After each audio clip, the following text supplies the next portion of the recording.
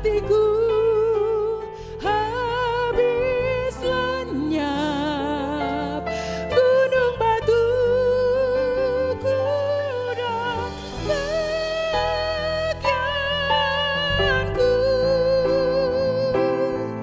tetaplah selama-lamanya.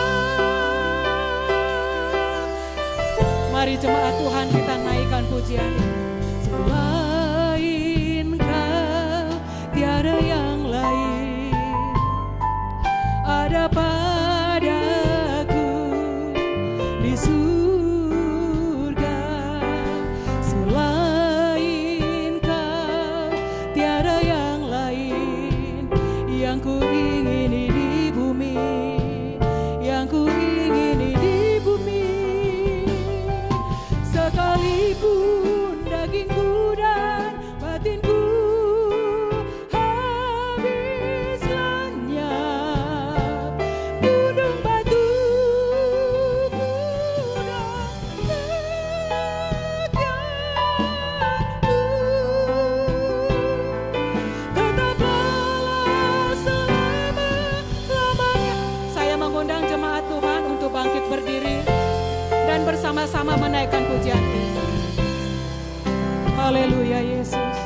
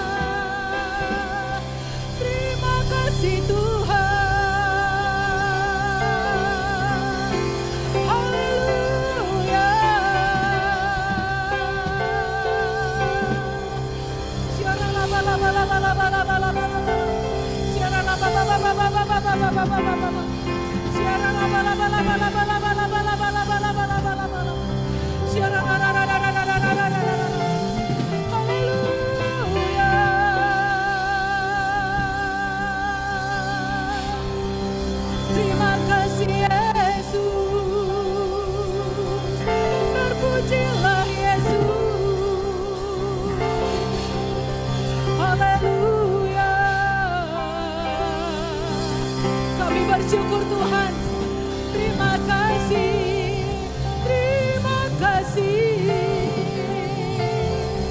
sebab Engkaulah kekuatan kami Tuhan, gunung batu pertahanan kami yang teguh. Kepada siapa aku Tuhan, bila Engkau bersama-sama dengan kami ya Bapa. Haleluya. Haleluya. Glory bagimu Tuhan. Segala yang terbaik hanya bagi Tuhan Yesus. Terima kasih. Haleluya.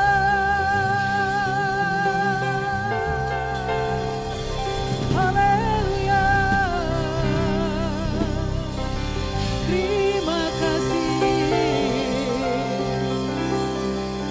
Haleluya.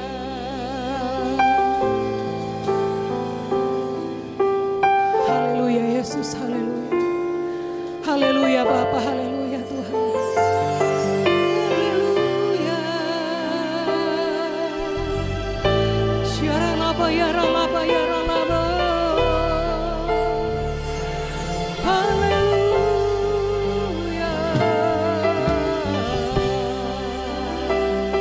Terpujilah Allah yang baik. Haleluya. Biarlah kami menyembah Engkau dalam roh dan kebenaran Tuhan. Biarlah hatimu disukakan atas setiap pujian penyembahan umatmu. Haleluya.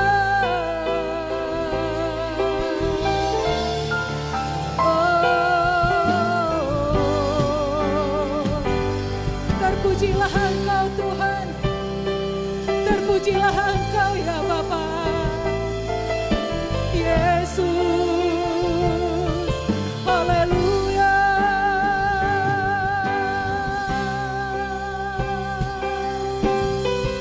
Terima kasih. Haleluya. Oh. Haleluya.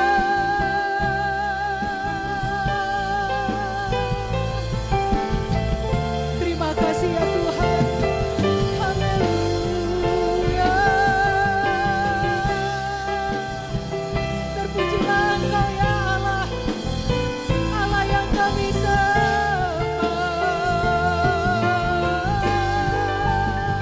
Haleluya.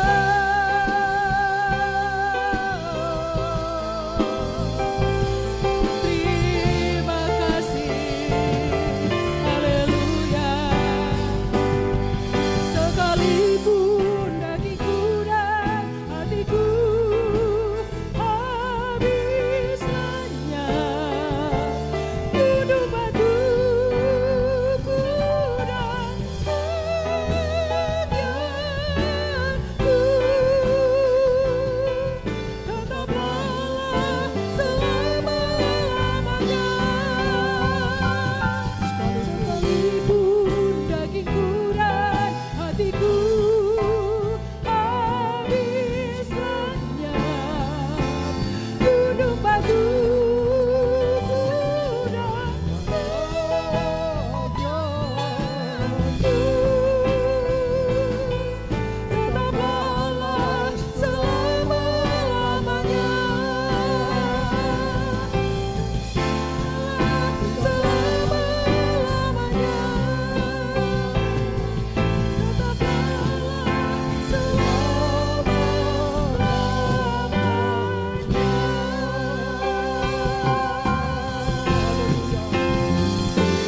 Terima kasih.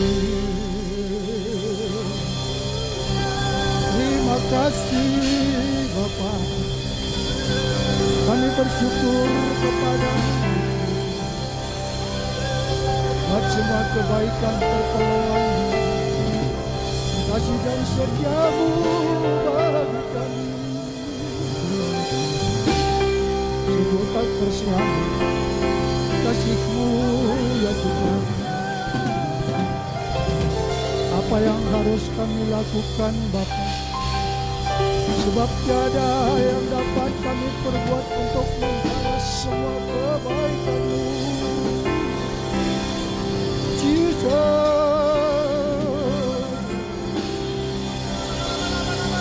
hadirlah Tuhan di tengah-tengah kami. Kami perlu Tuhan. Kami perlu Engkau Tuhan.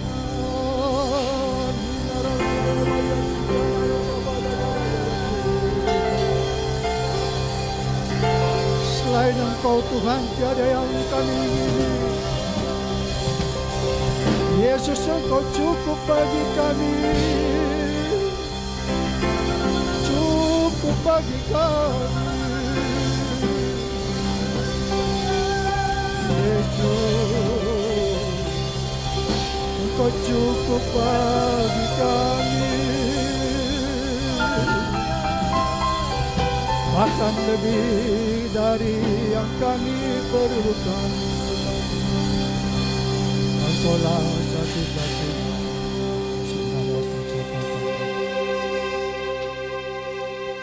Bapa, kami bersyukur kepadamu. Telah sekian lama, sudah 6 bulan berjalan, kami tidak lagi leluasa untuk datang di hadapan-Mu bersama-sama dengan saudara-saudara kami. Sering kami berpikir, di manakah Tuhan sekarang? Di manakah kekuasaan Tuhan yang pernah kami dengar? Di manakah kekuatan Tuhan yang dahsyat yang pernah diberitakan kepada kami?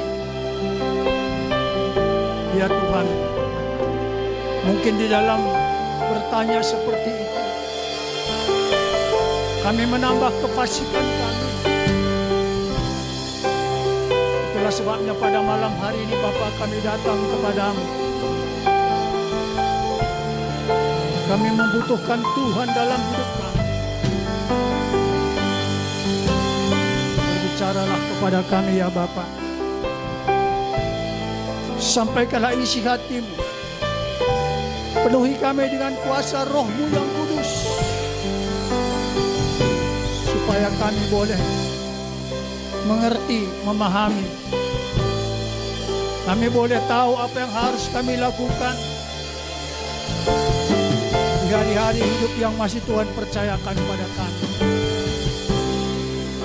Kami bukakan hati kami ya Bapa. Berikan kepada kami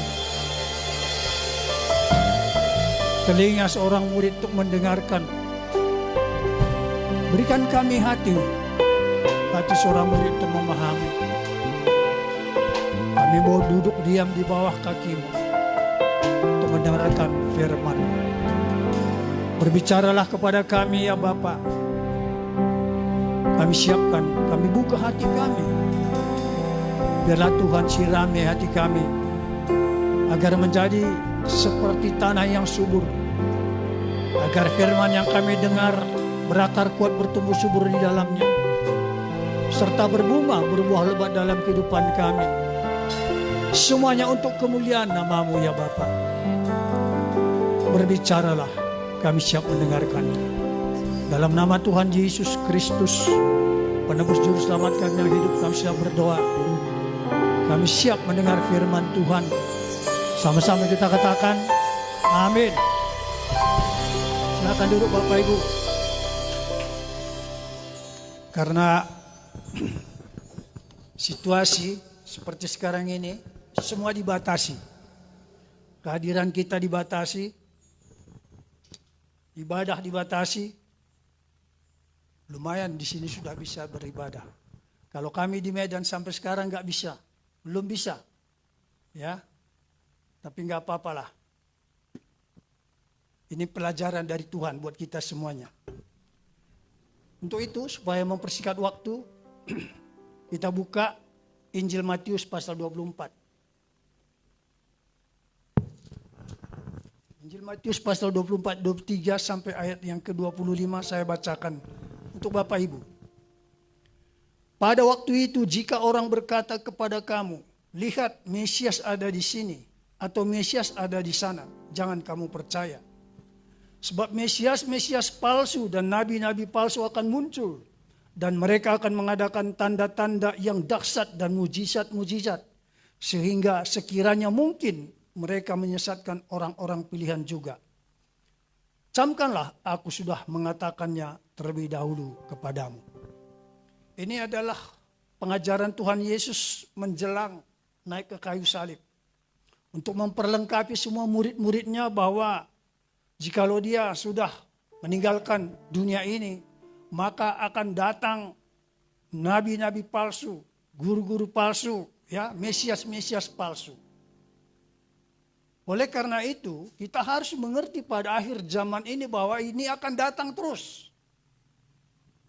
Kenapa mereka mau datang? Sebab iblis pun mengerti bahwa saat penghakiman sudah dekat, maka dia akan berusaha sekuat-kuatnya untuk menarik orang-orang percaya supaya bersama-sama dia di api yang kekal itu. Pengajarannya bukan membuat kita takut, bahkan membuat telinga kita enak mendengarnya. Itulah dikatakan di sini, Mesias ada di sini, Mesias ada di sana, janganlah kamu percaya. Ya, artinya begini, kalau kita pelajari Injil ini dari Matius, Markus, Lukas, Yohanes sampai kepada surat Wahyu, maka tak pernah Tuhan Yesus mengajarkan hal-hal yang enak. Yesus sendiri berkali-kali mengatakan kepada murid-muridnya, berjalanlah melalui jalan yang sempit. Sebab sempitlah jalan masuk ke dalam kesenangan. Tetapi lebarlah jalan menuju kebinasaan dan banyak orang mendapatinya. Ya. Artinya begini Bapak Ibu. Kalau sekarang ini banyak diberitakan, oh kalau ikut Yesus semua lancar. Karir menanjak, usaha bagus, kuliah pun lancar, semua dapat A+. Cukup berdoa saja, dalam nama Yesus saya jadi orang hebat. Itu menyesatkan itu. Karena itu kita harus mengerti di mana Mesias-Mesias palsu itu berada. Dia belum tentu ada di luar sana. Mungkin di atas mimbar ini juga ada Mesias palsu yang diberitakan. Bukan Yesus yang benar, tapi Yesus yang lain. Maka pengajarannya sangat mengenakkan bagi telinga kita untuk mendengarnya. Siapa yang tidak suka, siapa yang mau diberkati? Semua angkat tangan saudaraku. Siapa yang mau ikut Yesus? Saya mau. Benar, serius ini. Kalau serius kita ikut Yesus, mari kita dengarkan apa dikatakan Tuhan Yesus pada kita. Burung mempunyai sarang. Serigala mempunyai liang. Anak manusia tidak punya tempat untuk meletakkan kepalanya. Itu susah payah, bukan enak. Jadi kalau mau ikut Yesus itu harus menderita. Oh saya nggak mau menderita. Boleh ikut saja dunia ini. Tapi akibatnya apa? Neraka. Semua mau masuk surga, mau. Yesus bilang, ikutlah jalan yang sempit. Ya, sempit jalan masuk surga itu. Dulu sekolah minggu, ada lagunya itu. Karena saya tidak sekolah minggu, gak hafal saya lagu itu. Ya. Karena saya usia 24 tahun baru ke gereja.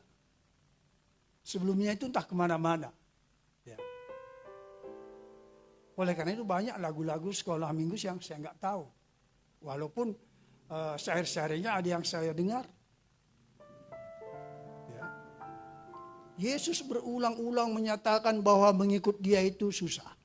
Siapa yang mau ikut aku harus menyangkal diri dan pikul salib setiap hari. Siapa yang mau pikul salib? Kalau macam manusia sekarang ini, gak ada yang mau pikul salib. Kalau boleh dia yang dipikul. Ya. Dia yang dipikul, bukan dipikul salib. Ya. Tapi percayalah, yang dikatakan Tuhan Yesus bahwa pikullah salib, bukan salib Tuhan Yesus yang kita pikul. Salib kita sendiri, menyangkal diri. Karena itu Bapak Ibu, haruslah kita hati-hati mendengarkan berita-berita yang sekarang ini santer diberitakan.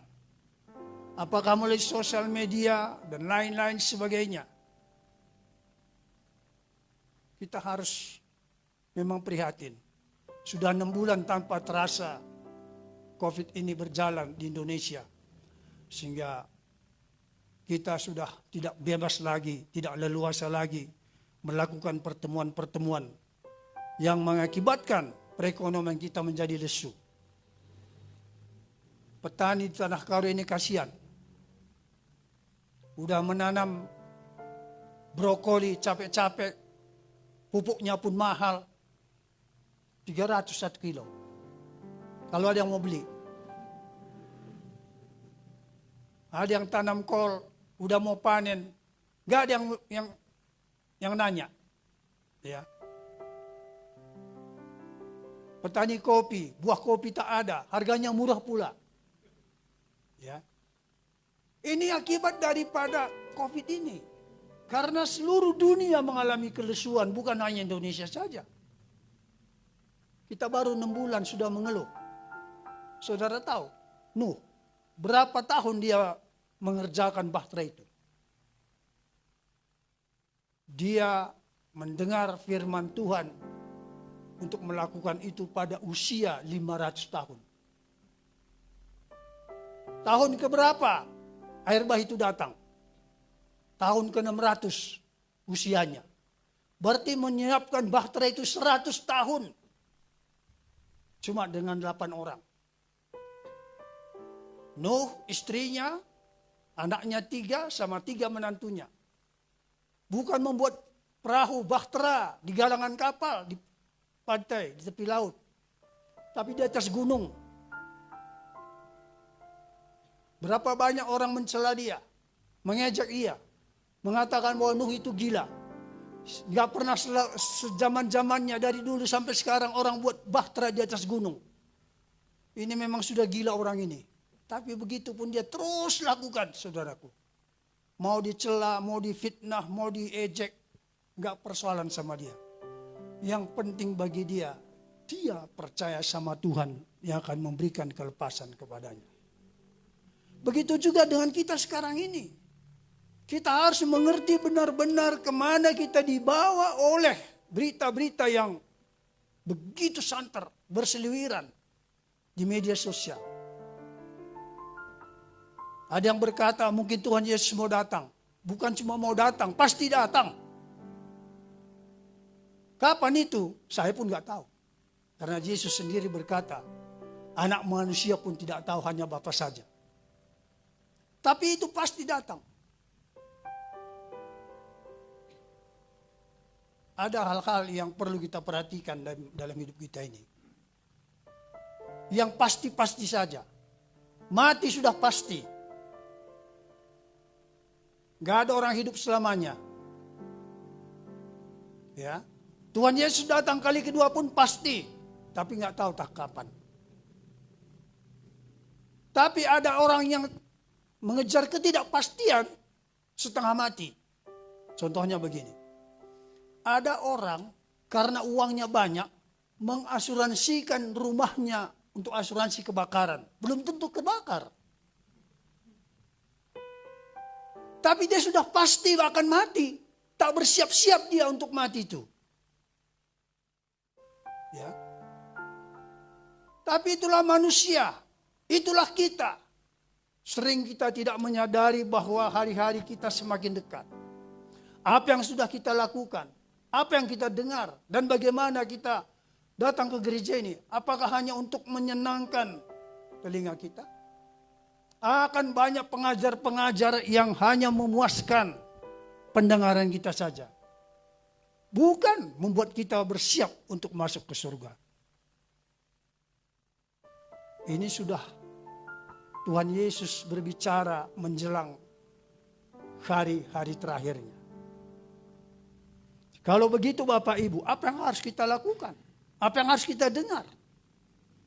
Apapun pembicaraan, entah di media sosial atau di WA atau dimanapun, di perkumpulan-perkumpulan, kalau seperti hari terbatas kita berkumpul. Marilah kita berpikir. Apa yang saya dengar hari ini?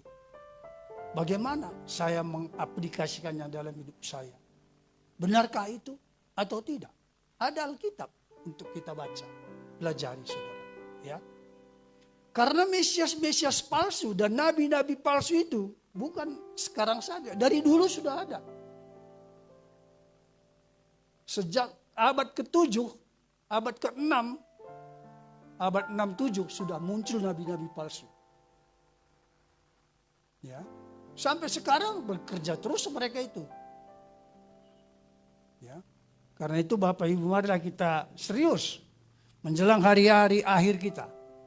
Sebab dengan adanya COVID ini, kita harus mengerti bahwa kita tidak mutlak butuh ke gereja. Yang kita butuhkan adalah kapan kita bisa bersama-sama dengan Tuhan. Menikmati Tuhan senantiasa dalam hidup kita. Entah kita hanya berdua dengan istri di rumah. Sebab bagaimanapun seandainya di sini diizinkan ibadah, kami sudah nggak bisa lagi masuk ke gereja, saudara. Karena sudah kadaluarsa. Karena katanya usia 60 ke atas dilarang masuk. Usia di bawah 14 juga dilarang masuk. Jadi kami ini sudah dianggap anak-anak. Sama dengan usia di bawah 14 tahun, ya kan anak-anak namanya. Ya. Tapi itu puji Tuhan. Kalau kita tidak datang ke gereja, tapi Tuhan bisa hadir dalam hidup kita. Oleh sebab itu Bapak Ibu, karena hanya setengah jam saja yang khotbah di sini. Saya buka dari sini. Dari kitab Ratapan. Ratapan itu adalah dari kitabnya Yeremia. Ratapan pasal 2. Ya, ayat 13 saya bacakan untuk Bapak Ibu. Apa yang dapat kunyatakan kepadamu? Dengan apa aku dapat menyamakan engkau, ya putri Yerusalem? Dengan apa aku dapat membandingkan engkau untuk dihibur, ya putri Sion? Karena luas bagaikan laut reruntuhanmu. Siapa yang akan memulihkan engkau? Ayat 14. Nabi-nabimu melihat bagimu penglihatan yang dusta dan hampa. Mereka tidak menyatakan kesalahanmu guna memulihkan engkau kembali. Mereka mengeluarkan bagimu ramalan-ramalan yang dusta dan menyesatkan. Inilah nabi-nabi palsu tadi, saudara. Mestinya kalau dia nabi, kalau dia rasul, kalau dia pendeta yang benar, dia harus bisa membuat jemaat itu introspeksi diri. Apa salah saya? Sebab tidak ada manusia yang tidak berdosa. Dosa itulah yang membuat Tuhan jauh daripada kita. Dosa itulah yang membuat Allah tidak berkenan kepada kita. Dan selama bertahun-tahun terakhir ini, tak pernah lagi orang Kristen merasa berdosa. Meskipun jauh daripada Tuhan. Tetapi dengan kehadiran kita di gereja, seolah-olah kita dekat sama Tuhan. Padahal semakin kita datang ke gereja ini, semakin menjauh Tuhan dari kita. Karena kita datang ke gereja ini, berkata dalam hati kita, ya Tuhan, aku datang hari ini memuji menyembah Engkau. Setelah itu berkatilah saya. Ya Bapa, aku datang kepadamu hari ini. Bukankah Engkau Allah yang luar biasa? Bukankah Engkau Allah yang maha kuasa? Kalau Engkau maha kuasa, berikanlah apa yang kuminta hari ini. Kalau begitu cara kita datang ke gereja, betapa berdosanya kita menjadikan Tuhan itu kacung kita. Ini pengajaran Nabi, saudara. Tapi nabi-nabi Israel di dalam ratapan ini tidak menyatakan dosa lagi. Tidak menegur rakyat lagi. Makanya bangsa Israel dibuang. Kemungkinan besar merajalelanya dosa umat manusia di dunia ini. Maka COVID-19 muncul di dunia. Saya tidak tahu dan tidak dapat memastikannya Apakah itu yang disebut penyakit sampar yang menular dan berbahaya? Saya juga tidak mengerti. Karena saya bukan di situ bidang saya. Tetapi dengan merajalelanya, dengan cepatnya menjalar penyakit ini, mungkin dapat dikatakan inilah penyakit sampar yang berbahaya itu. Makanya kita harus berhati-hati. Boleh kita beriman, tapi jangan arogan.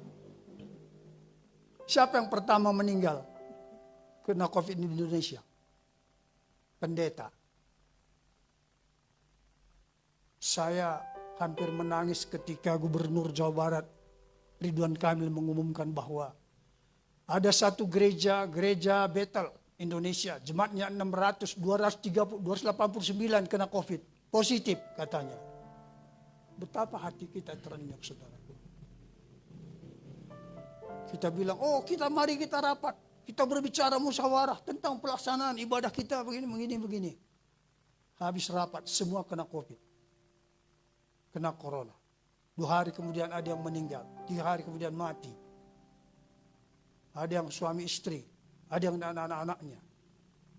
Itu imannya arogan, saudara. Udah dibilang jangan ada lagi rapat-rapat. Jangan ada lagi ibadah. Semua di rumah aja. Aman. Tapi kita hebat. Tuhan kita luar biasa. Siapa yang bilang Tuhan gak luar biasa? Jangankan orang Kristen. Yang tak Kristen pun tahu dia Allah itu luar biasa. Tapi karena iman kita iman arogan, itulah akibatnya. Maka kalau kita disuruh pakai masker, rajin cuci tangan, menjauhi jarak, jangan berkerumun, kita ikutilah itu. Saya 3 bulan terakhir ini cuma sekali potong rambut. Itu pun karena didesak istri saya. Udahlah potong rambut aja. Saya kepotong rambut pun takut, saudaraku. Entah siapa-siapa yang dipegang itu tukang potong rambut itu. Pegangnya pula kita. Ya. Karena di Jakarta banyak yang kena COVID karena pulang dari tukang pangkas, tukang salon.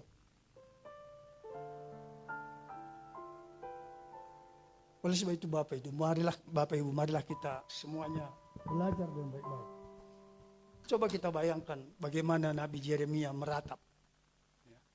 Apa yang dapat kunyatakan kepadamu? Dengan apa ku dapat menyamakan engkau, ya putri Yerusalem? Padahal Yerusalem itu adalah kota kebanggaan semesta alam. Tapi karena dosa, maka semua ini terjadi bagi mereka. Oleh sebab itu, marilah kita lebih berhati-hati. Kita harus menjunjung tinggi apa yang dianjurkan oleh pemerintah bagi kita. Sebab pemerintah itu adalah wakil Tuhan di dalam satu negara. Entahkah pemerintah itu berjalan benar atau tidak, itu bukan urusan kita. Tetapi kalau pemerintah menganjurkan ini itu, kita harus ikuti itu. Terutama bagi kita orang-orang Kristen. Jadi contohlah. Ya, jadi contohlah. 20 menit man ya. 5 menit lagi. 15 menit. Masih lama kali. Ya, puji Tuhan. Dengan apa aku dapat menyamakan engkau, katanya. Tak ada seperti bangsa Israel. Tak ada seperti orang-orang di Yerusalem. Bait Allah sudah diruntuhkan. Orang Yerusalem dibuang ke Babel. Orang Samaria, Israel Utara dibuang ke Mesir.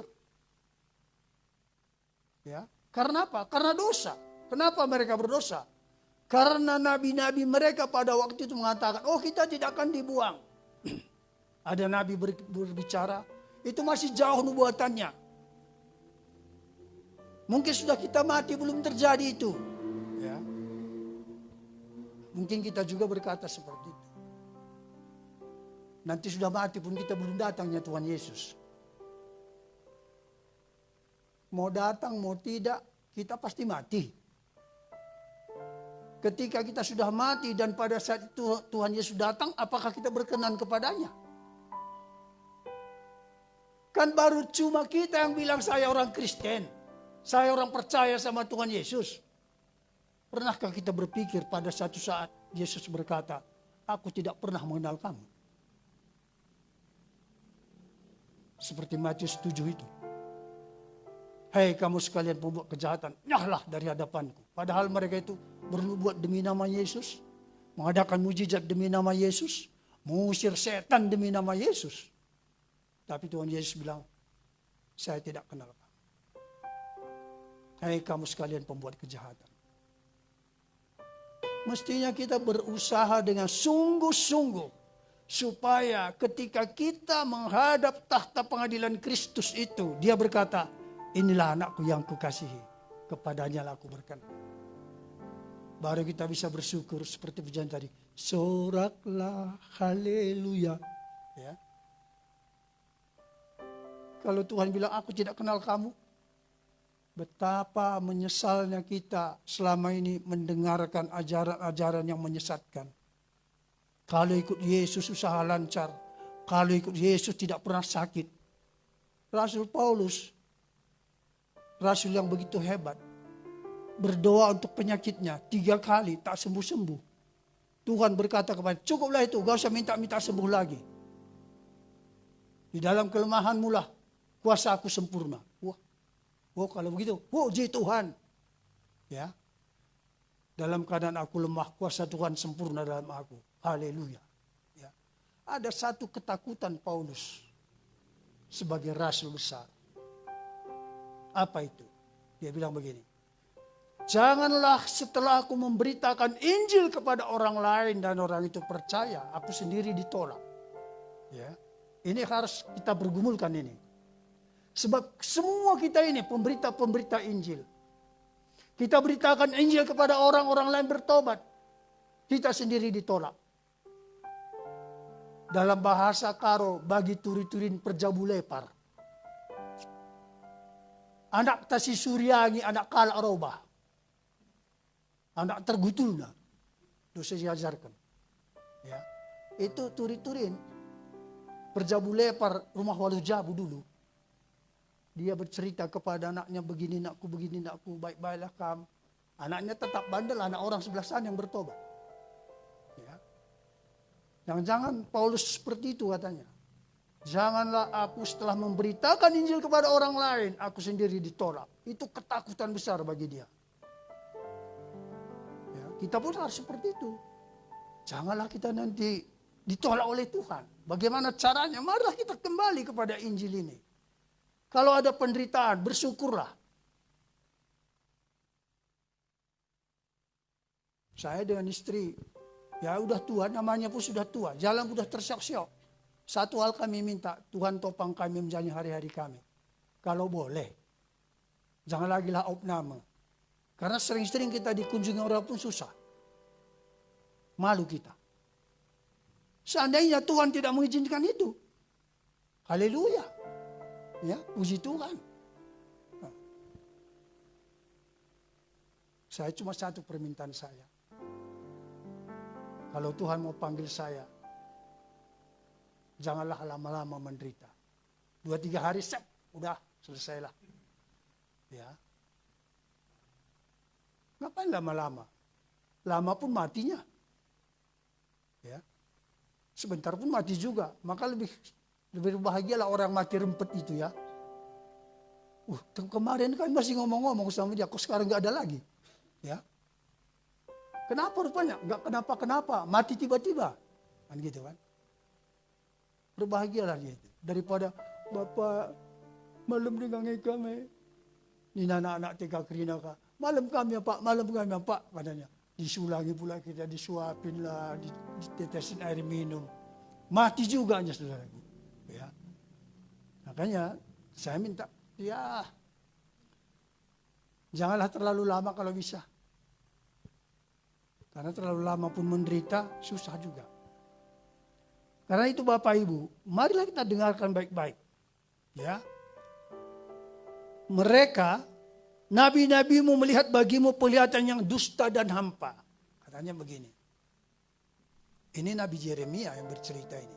Karena di samping Nabi Yeremia banyak nabi-nabi palsu di Israel pada waktu itu. Yang disebutkan Yeremia itu bohong. Masih lama. Kita bikin saja begini begitu. Bahkan negeri ini sudah ditinggalkan Tuhan. Apapun kita buat tak nampaknya sama dia. Sama Tuhan itu.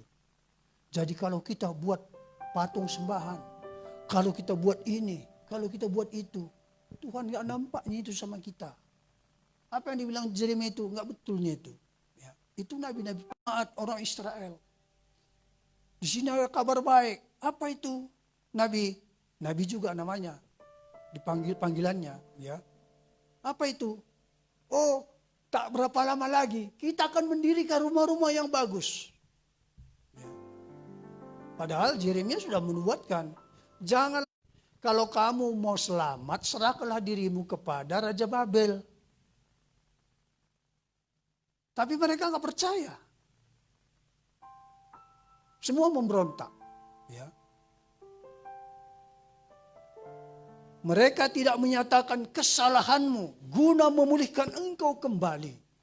Seandainya Nabi itu menyatakan kesalahan bangsa itu supaya bisa dipulihkan kembali, itu lebih bagus. Makanya teguran untuk kita jangan berbuat dosa itu sangat baik sekali.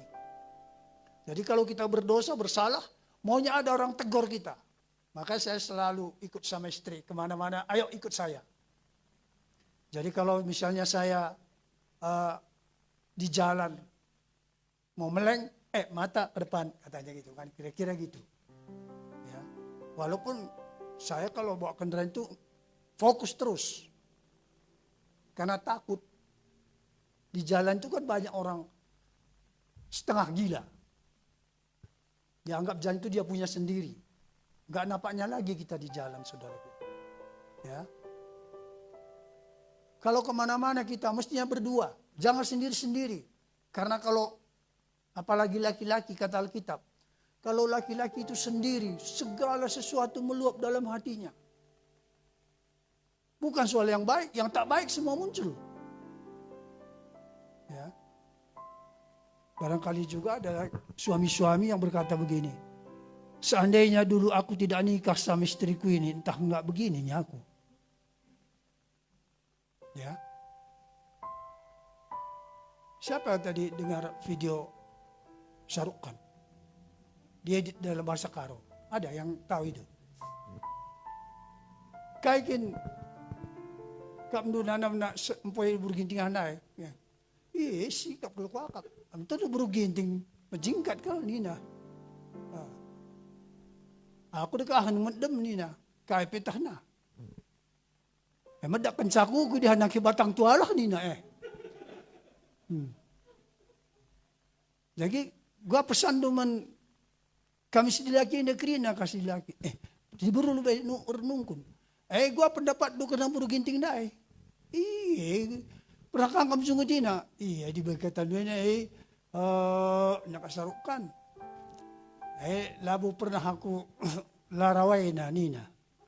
Matang do buru ginting perjungut-jungut nina ka. Gua kin pandangin ang nina. Sikap pasiban pandang ng nina. Menyesal kang kam buat do buru ginting na lang. So narajin kili tunduk pegitar dahin niya nina. Tunduk pegitar dahin niya nina. Kaya pesan do dagyaman kami sedilaki yang dekri na nakasedilaki. Bagay kelangilah buru ginting sayang hiya. Sebab buru ginting melias. Lupa ang giling petaron perban rajin na nila. Maka Cina pila beri rumah. Bagaimana Shahrukh Khan? Ia dalam bahasa Karo kala India. Begitulah hebatnya sekarang multimedia. Maka sekarang semua yang dimasukkan di multimedia belum tentu sesuai dengan firman Tuhan. Jangan-jangan banyak nabi palsu yang mengajar kita. Mestinya kita ditegur tiap hari, saudaraku. Sebab menurut kitab Roma tidak ada manusia yang tidak berdosa. Dan semua manusia sudah berdosa dan manusia itu sudah kehilangan kemuliaan Allah. Roma 3:23. Ya. Gak ada manusia yang gak berdosa. Jadi mestinya kita ditegur terus supaya kita berbalik dari dosa kita. Karena itulah yang bisa memulihkan kita sesuai dengan rencana Allah semula. ketika kita menyadari dosa-dosa kita. Disitulah kita mendapat pengampunan dan pemulihan daripada Tuhan. Karena itu saudaraku, marilah setiap hari kita tegur diri kita. Perbaikilah diri kita sebelum kita menegur orang lain. Sempurnakanlah diri kita sebelum kita menilai orang lain. Jadilah teladan bagi orang lain, supaya kita bisa menjadi berkat bagi sesama. Amin. Tuhan Yesus sudah berdiri. Terima kasih Bapa, kami bersyukur kepadamu. Kami sudah mendengarkan firman-Mu. Jikalau seandainya firman itu menegur kami berterima kasih kepadamu. Sebab dengan teguran-teguran dari firman Tuhan, kami boleh dipulihkan. Sebab sering kami tidak sadar bahwa kami beranggapan bahwa kami adalah orang Kristen yang sering ke gereja dan menganggap kami sudah layak di hadapan-Mu. Tetapi sesungguhnya kami ini adalah orang-orang yang fasik di hadapan-Mu ya Tuhan. Karena itu Bapa, kami mohonkan pengampunan atas segala dosa, pelanggaran, kesalahan kami. Mungkin dalam pikiran kami, perkataan, bahkan perbuatan kami. Ampuni kami ya Bapa, ampuni kami.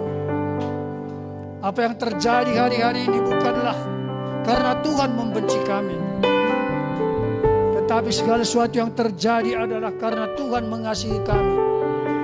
Karena kami ini adalah biji mata Tuhan sendiri. Terima kasih Bapa. Kami serahkan hidup kami ke dalam tangan-Mu. Corona boleh terjadi, tetapi Tuhan kami mampu menjaga kami sepanjang kami berserah penuh ke dalam tangan Tuhan. Terima kasih Tuhan, berkati kami semuanya. Biarlah nama Tuhan dipermuliakan melalui hidup kami.